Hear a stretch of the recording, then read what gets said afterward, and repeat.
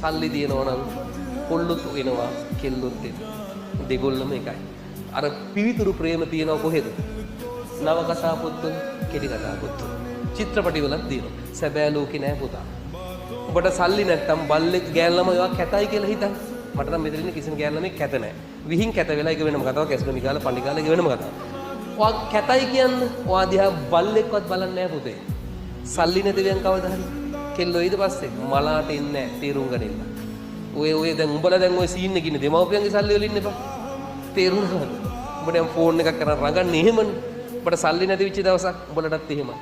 කෙල්ලගේ ආභරණය තමයි ලස්සන කියන එක. හැබැයි ලස්සන වෙලා උගත් බුද්ධිමත් වුණොත් වාව් ඒක මාරයි. ඔය පට්ට ලස්සනයි කියන්නේ මූණට වැටෙනව මොනවද? උණු වතුර මූණ පිච්චෙනවා. බලයිද කවුරු? හැබැයි හොඳට ඉගෙනගෙන සල්ලි හම්බ කරොත් ප්ලාස්ටික් සර්ජරියක් කරගත්තා. හැබැයි තියෙන්න ඕන මොනවද? සල්ලි. සල්ලි තියෙන්න නම් ඉගෙන ගන්න ඕන.